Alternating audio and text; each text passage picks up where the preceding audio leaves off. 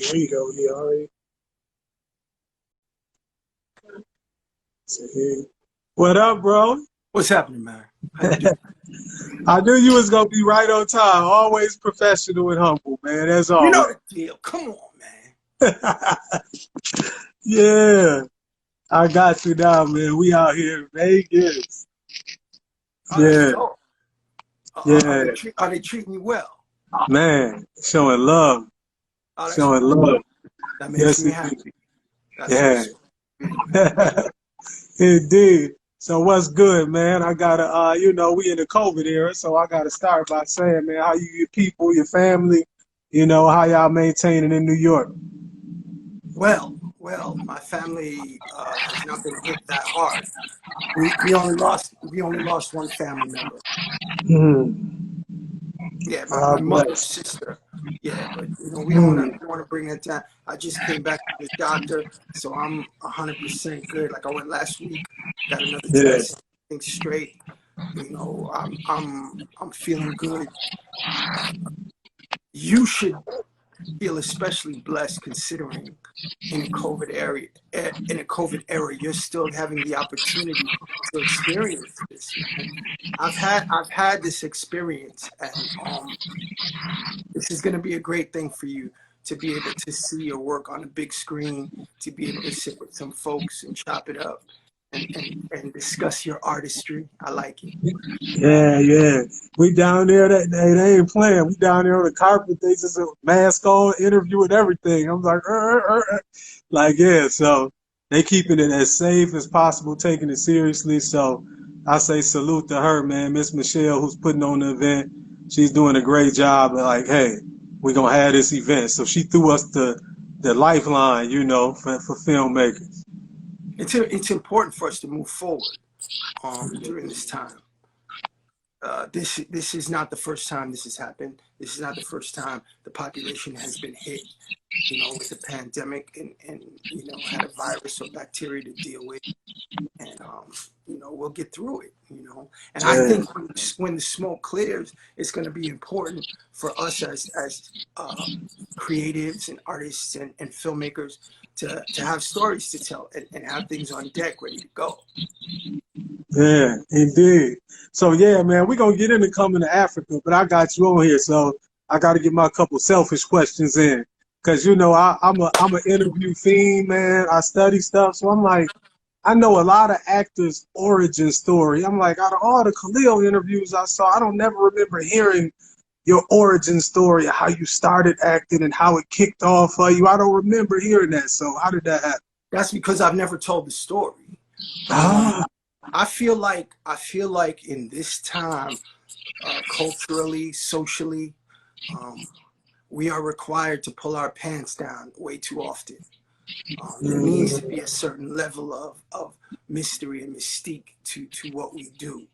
Um, I I personally believe in magic. If I didn't, I would be bored. I would be dark, gray. I believe that there's some sort of magical force out there that's guiding us and giving us the energy to kind of create the magic that we do. So, you know, there's 100 stories and how I got involved in this business. yeah, So I've been very right. fortunate, really. Yeah. I'll say this: when I was a kid, junior high school, I was not that dude that was like, I'm gonna be an actor, I'm gonna be on the big screen, I wanna, I wanna be famous. Um, no, I wasn't sure what I wanted to do. What I was aware of was that there were so many obstacles in front of me. I was a bright kid, so I got to go to one of those uh, accelerated schools, those gifted schools for the intellectually, gifted child, a preparatory high school that was getting you ready to go to Ivy League colleges and such. But I immediately felt out of place. They weren't letting a lot of us in there. So I understood, like, man, I'm not quite sure what's going to be available to me. So as opposed to banging my head up against some wall that was never going to come down, I really just kind of stayed open and available to whatever opportunities presented themselves. And I just started saying yes to a bunch of stuff and trying it out. Nah, that ain't for me. All right, I'm going to mess with this. I mean, before I was acting, I was a bike messenger. I was a painter. I did demolition. I was knocking down homes and digging out, you know, cellars. I was a busboy. I was a bartender, a waiter, like, you know, it was just kind of life in New York City and finding a way through. And then I was presented an opportunity. And man, if I look back on almost a 30-year career, I got to work with some really heavyweight people that I was smart enough to kind of just be quiet and pay attention, you know? So Yeah. it was very, very helpful to my growth, my process. Yeah. Hey, that's the thing. So you just said it, 'cause that's another thing I wanted to ask. So in 30 years, like you say, some of the people you work with, this is me as a director being like, so is it like anybody who stand out as a director? And I know you worked with a lot of great directors, but anybody who you was like, if you was gonna be like, bro, Anwar, like check out some of what he done did, his technique, study him a little closer. Like, is any directors that stand out to you that's like, that you worked with, that you had something a little special with? Yeah, man. There's two cats I'd like to mention, and honestly, um, I've worked with some really cool people. But Ernest Dickerson is a filmmaker that like holds a place in my heart forever, man. He gave me my start in the business. He's still a good friend. I look forward to working with him again. I didn't just work with him once. I've worked with him twice. Um, and he's just a great human being. And he's somebody that I know that earned their stripes, you know, and he's still out there learning and growing and doing his thing. And he's a wonderful human being. So early on, I think I got very lucky by getting a chance to work with Ernest first in the way that he kind of worked with actors and how considerate he was to our space and our process. He's just an all-around like dope person, and his skill set is ridiculous. I mean, he was the cinematographer for all of Spike's early work. So I mean that should kind of just set the tone for like who this cat is. Like as far as us and what our culture does on the big screen and what's in our sort of cinematic DNA as Black folks in America. I mean, Ernest Dickerson has a lot to do with that. Yeah, yeah, indeed. And Yeah, and I see. there's Oh, another yeah. cat, Gianni Chazo, this old Cuban dude that I've worked with several times also, who I think is amazing and has his own process. Leon used to play music on the set in between takes, during setups. And it wasn't like to create this ambiance on his set. This was like for him, you know. Yeah. And I like that. And he really didn't, you know, care about like what if this bothers you, too bad. I'm the director and this music's great, so enjoy it. Like it was his show, and he was just a beautiful cat, man. I wonder where Leon is. Leoni Chazo. But like working with this dude, I did a film called Zooman with him. Zooman's based on a Charles Fuller play called Zooman and the Sign. Now, damn, Charles Dutton is in this film. Lou Gossett Jr. is in this film. So I'm like, okay, you know, school is open, like classes in session. I have to work this day. My call time is for 8 p.m. It's a night shoot. I'm there at 3 p.m. chilling. So Leon looks over, you know, oh, Khalil, very good to see you. Cool. Then he's, you know, he's doing his thing and he realizes like, wait a minute, like what's he doing? He's like, yo, you don't have to be here until later. Like your call time's at 8. I said, I know. He said, I mean, you're welcome to be here, but like everything cool. I said, yeah, man. I said, look over there. That's Lou Gossett Jr. and Charles Dutton. I said, I'm chilling right here. to get what I get. You know, Yeah. I'm studying. He was like, good boy, very smart. Yeah. He's like, all right, you can sit right here, sit by me, you know, and I just watch those cats do their thing, man. Vonnie Hall was on that piece. Like, Hill Harper is in that film. Like, a Yeah. lot. It was like some stuff happening on that set, man. And I appreciate all of the directors that have given me, you know, an opportunity to shine. Like, it's my daughter's birthday today, so I put up a little thing on IG to wish my baby a happy birthday. And Mara Brakakil, you know, came in and said happy birthday to my daughter and blessed us. And like people like that, you know, beyond the artistic thing, they helped me feed my family, man. You know, so of course Yeah. there's like love there, you know. I'm sure you know, you've experienced that working with me. You know, it's not a matter of like coming in like, oh, you know, I've been in business 20 years, so I know what I'm doing. No, we're working together. This is an opportunity to work. You're blessing me. Let me bless you back. Let's, you know, I hope as we move into a new phase, and I feel like we are with this whole, you know, quarantine and people's sickness and dying, the economy, like when we come back, it's going to be a reset. And I hope people have had an opportunity to humble themselves and reset their ego and come in with a more loving attitude, because it's as simple as that. I mean, the days that I worked on your set were cake, man. Like, it was always love. It was always like easy. Um, and I think that has a lot to do with the lead people, you know, the people that are you know first on the call sheet, the people that are producing and directing. Like, the tone that they set, that's what it's gonna be, you know. And I think, you know, as you move forward in your career, the same mindset and attitude that you have concerning your craft and the people that you work with, you're gonna do really well, man. You know, and for this, I'm really proud of you. Yeah, I appreciate that, man. And hey, I just have to tell you much respect, like I told you before, that you told me on the phone before you came. I'm coming to work. Ain't gonna be no diva BS, no.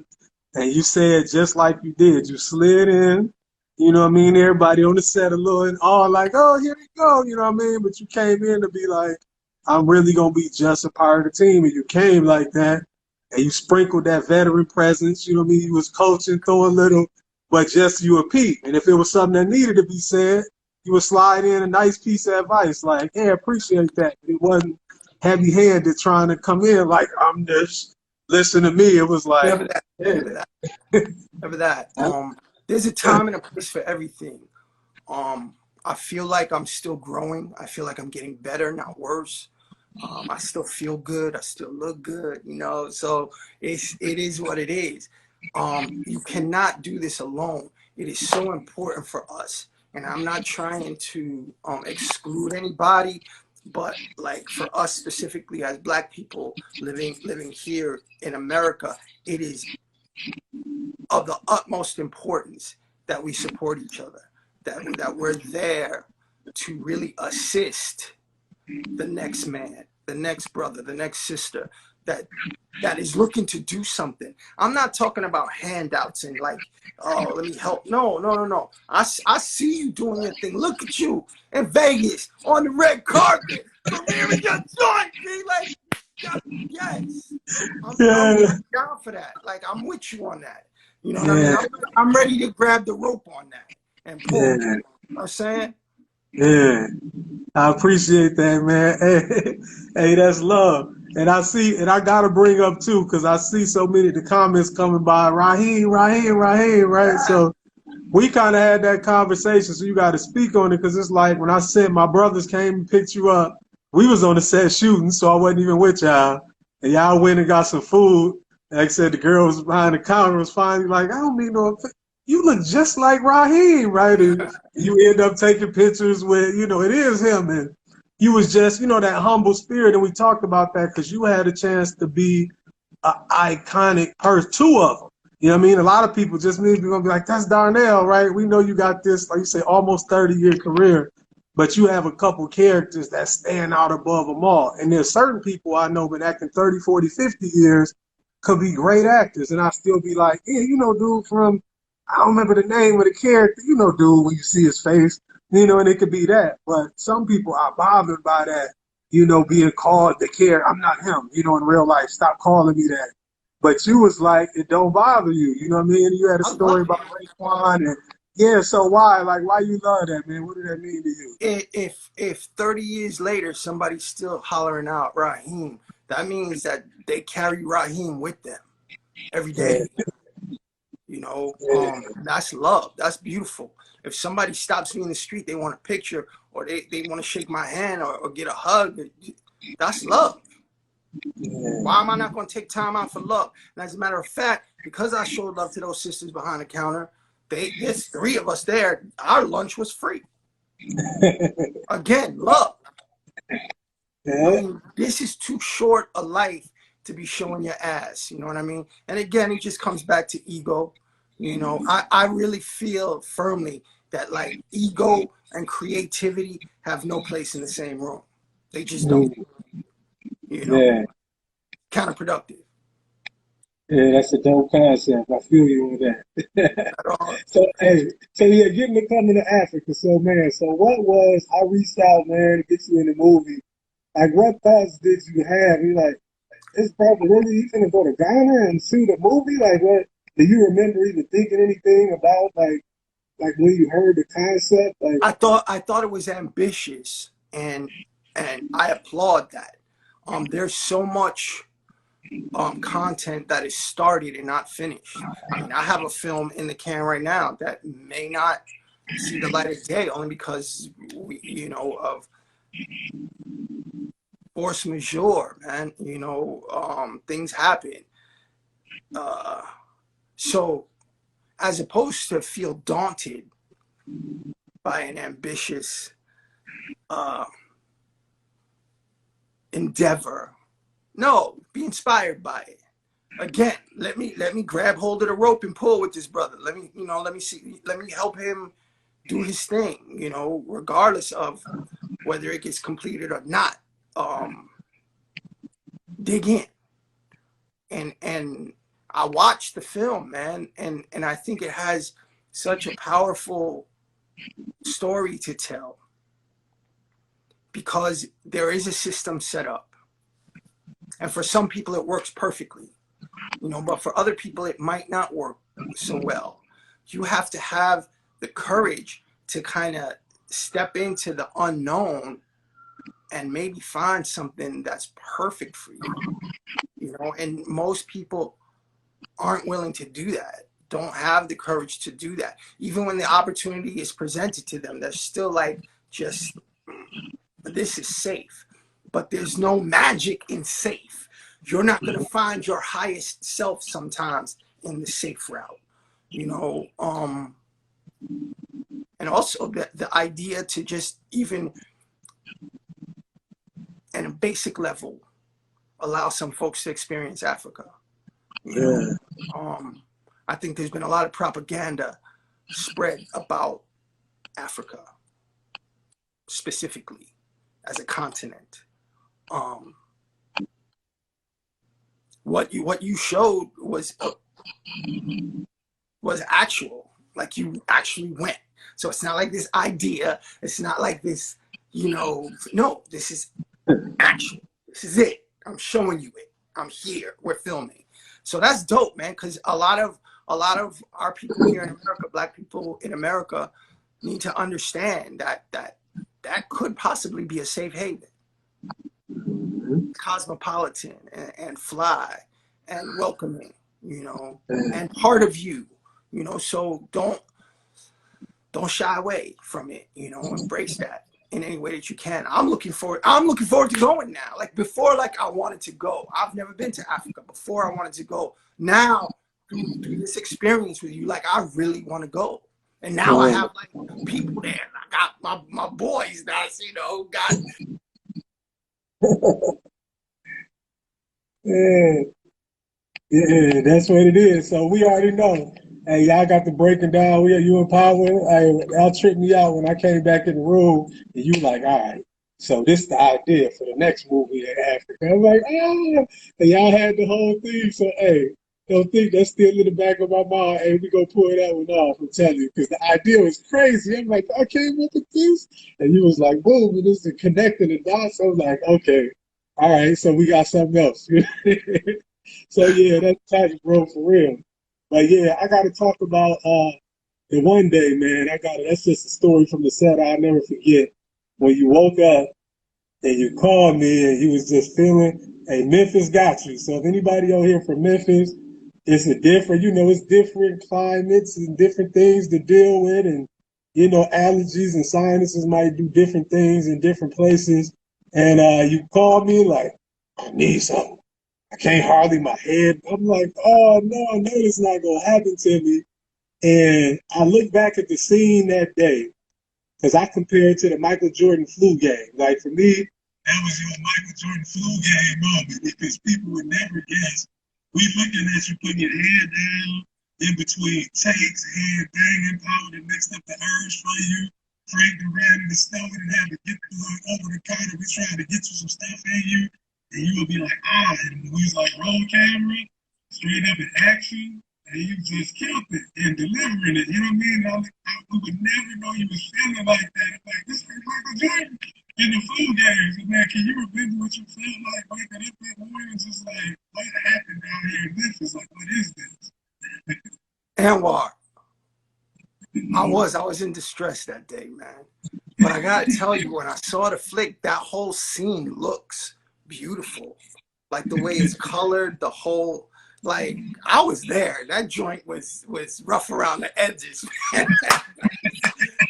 But in the film it looks beautiful, man. It really looks fly. That scene was dope, man. That scene looked really good. Like I dug it. Yeah. I was happy when I saw it. I was like, oh no, that's because the red was popping in there. It was nice, man. Yeah. Yeah, it was nice. Yeah, that came out cool, man. So now that, like you said, man, you've seen the movie, all of this. I'm so close to it, obviously, because I wrote it, directed it, so it's hard to step back. Like, how would you already described some of what people might make you want to go to Africa. Can you, like, compare it to anything? I can't put it in a box because I did it, but I just keep saying, I don't even know what the...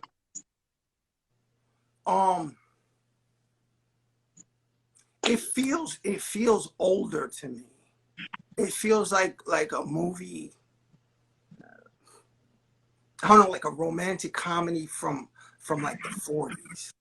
The 40s. Because there isn't, the overt sex and the Right. what we're used to now, and the violence and it's none of that. Yeah. It's so like easy and respectful. Yeah. Something I think we need to kind of take notice of is that if we don't respect each other, why would you expect anybody else to respect us? So like I was speaking earlier in the interview, if we're willing to pull our pants down, trust me, they're gonna let you, they're gonna ask you to. And I don't think you did in this film. I feel like it was the way you dealt with the women, the way you dealt with sexuality, the way you dealt with relationships. You told the truth, but you were very respectful about it for everyone involved as human beings, the men and the women, regardless of where it was placed. You could have told this exact same story with any culture, and gone anywhere and still hit it the way you hit it. From a family place, from a relationship aspect, from a cultural aspect. But I love that you did it with us and that you did it in Africa.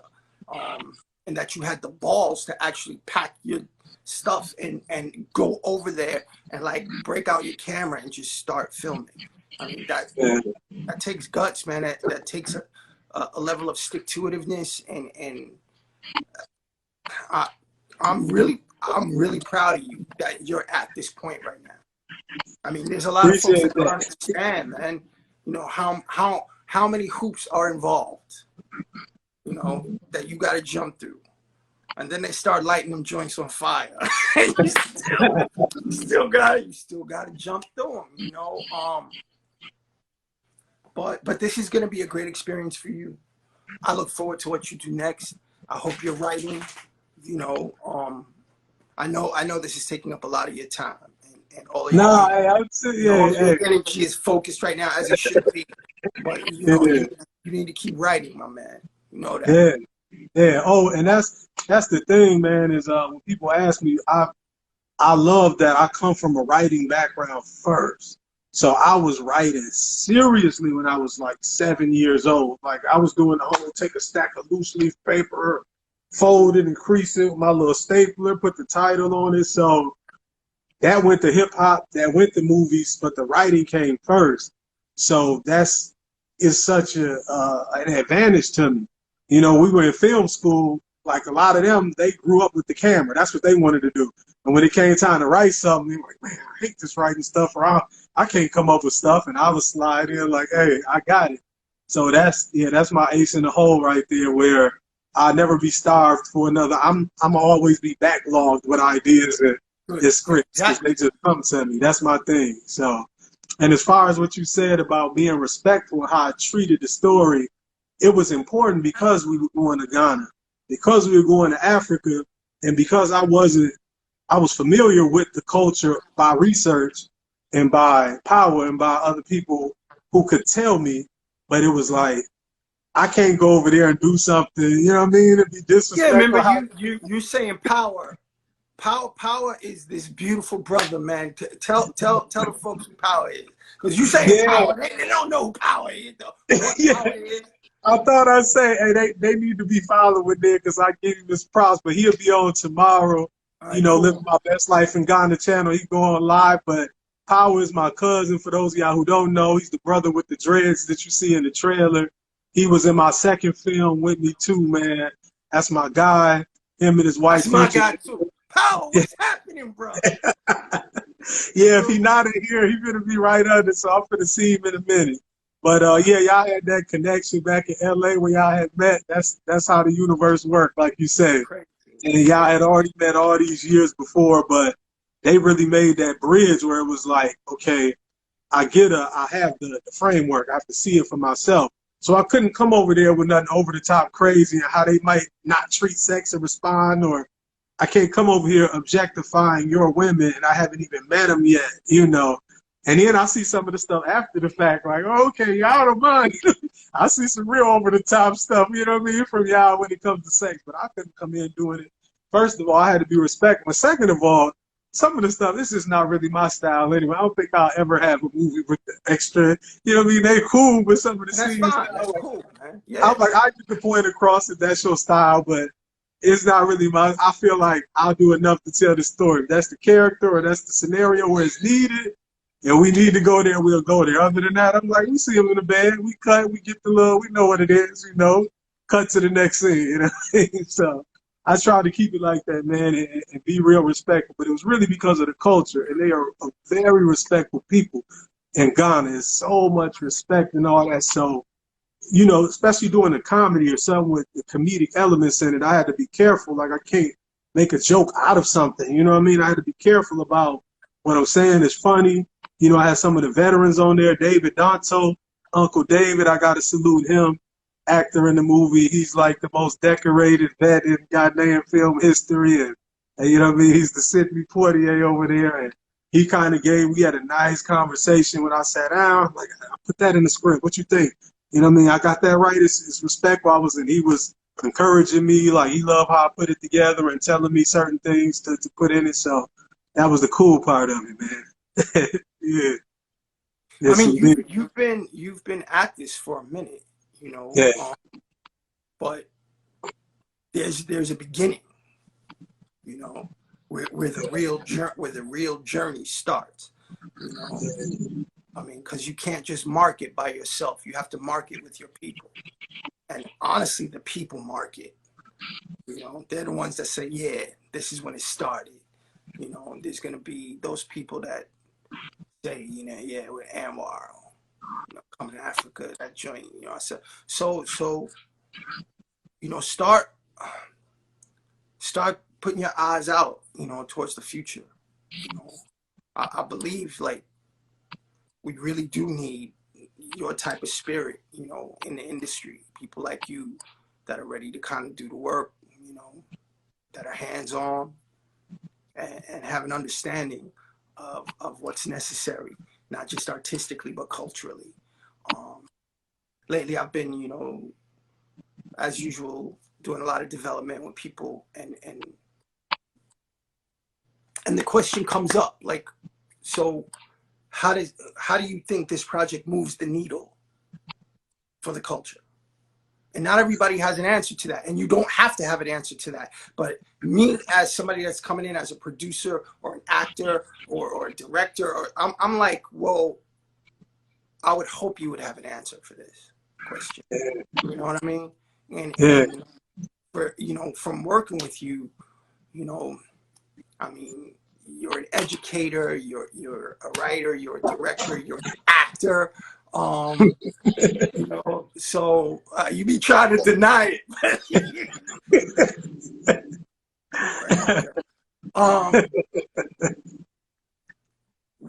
You need to have answers to those questions, you know. And I'm happy to have worked with you and have the understanding that yes, you do have answers for those questions. So that's good business.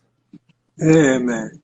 Hey, well, I appreciate you, man. Like, I ain't gonna take up too much of your day, man. Like, but again, I just want to say, man, I appreciate you. Like, you came, man, just you blessing the project and with what you brought to it, the attitude you brought to it, the professionalism you brought to it, everything, man. Like, forever, I'm forever grateful. For Oh real. man, it was my pleasure. And shout out to Memphis. I always enjoy myself in Memphis. I've had an opportunity to work there a couple of times, and you know, Memphis always treats me right. You know, I Yeah. look forward to coming back. You know. Yeah. Hey, the next one, like, yeah, we got it. We gonna do that. I can send you the script. Hey, yeah, hey, you never Bruh, know. bruh, got this joint fight radio. Woo, bang. So we'll talk about it. My man. Yeah. All right, we'll talk about it, man. Love, appreciate you, man. I'm gonna talk to you soon, bro. Anwar, be good, man. Be careful out there in Vegas. Yeah, that's what I'm gonna do. All right, bro. Peace.